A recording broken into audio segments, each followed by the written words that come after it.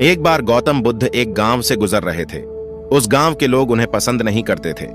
उन लोगों ने बुद्ध को घेर लिया और उन्हें बुरा भला कहने लगे। गांव वालों का सरदार सबसे ज्यादा नाराज था। वह तो बुद्ध को गालियां ही देने लगा, पर बुद्ध इस सब से बेपरवाह मंद मंद मुस्कुराते रहे। सरदार काफी देर तक बुद्ध को गालियां देता रहा, लेकिन कुछ ही देर में उसका मुंह सूखने लगा, जिससे वह चुप हो गया। यह देखकर बुद्ध बोले, अगर तुम्हारी बातें समाप्त हो गई हों तो मैं आगे बढ़ूं। मुझे आगे वाले गांव में जाना है, वहां के लोग मेरी प्रतीक्षा कर रहे होंगे। यह देखकर गांव का एक व्यक्ति बोला, हम लोग तुम्हारा अपमान कर रहे हैं, तुम्हें गालियां दे रहे हैं, लेकिन तुम इसका जवाब देने के बजाय मुस्कुरा रहे हो। तुम इसकी प्रतिक्रिया क्यों नहीं देते? बुद्ध बोले, वत्स, तुमने आने में तनिक देर कर दी। यदि तुम 10 वर्ष पहले आए होते तो मजा आ जाता, क्योंकि 10 वर्ष पहले मैं भी तुम्हारी तरह था। अगर उस समय तुम मुझे बुरा भला कहते, गालियां देते, तो मैं भी क्रोधित हो जाता। मैं तुम्हें इससे भी अधिक गालियां देता हो सकता है, पर अब मैं आगे बढ़ गया हूं। अपना क्रोध, घृणा सब पीछे छोड़ आया हूं। अब मैं उस जगह पर पहुंच गया हूं जहां तुम्हारी गालियां पहुंचने में असमर्थ हैं। तुमने मुझे गालियां दी, यह तुम्हारी भावना है, लेकिन तुम्हारी यह भावना मुझ तक पहुंच ही नहीं रही। मैं इससे आवेशित तभी होऊंगा जब मैं इसमें भागीदार हो जाऊंगा, जब मैं इन्हें स्वीकार कर लूंगा। लेकिन मैं तो तुम्हारी इस क्रिया से निरपेक्ष हूं, इससे बहुत दूर हूं, इसलिए मैं अब भी पहले की तरह शांत हूं।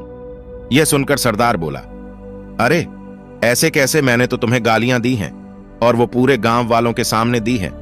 फिर उसे लेने या न लेने का क्या मतलब है? बुद्ध बोले, वत्स, कल मैं एक गांव में गया था। वहां के लोगों ने मेरा प्रवचन सुना। वे बहुत प्रसन्न हुए।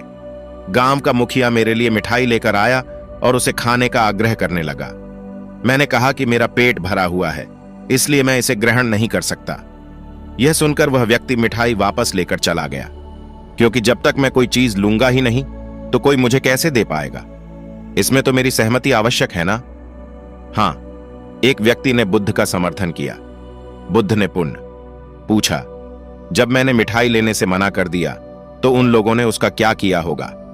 एक व्यक्ति ने जवाब दिया, उन्होंने मिठाई अपने घर वालों में बांट दी होगी। बुद्ध ने कहा, ठीक कहा तुमने। उस मिठाई की तरह ही तुम मेरे लिए गालियां लेकर आए हो और चाहते हो कि मैं इन्हें ग्रहण कर लूं, पर भाई मैं इन्हें लेता ही नहीं। अब बताओ तुम इनका क्या करोगे? उस व्यक्ति के पास इसका कोई जवाब नहीं था। बुद्ध पुनः बोले, मुझे तुम पर दया आती है वत्स। अरे क्रोध तो मुझे तब आएगा जब मैं ये गालियां ले लूंगा, और जब मैं गालियां लेता ही नहीं तो क्रोध का तो सवाल ही नहीं उठता। बुद्ध की बातों पर सरदार ने कोई प्रतिक्रिया नहीं दी। शायद वह कुछ सोच रहा था। बुद्ध बोले, मैं अपनी आंखों से देख रहा हूं कि गाली एक कांटा है, जिसे देने वाला व्यक्ति और लेने वाला व्यक्ति दोनों क्रोध से पागल हो जाते हैं।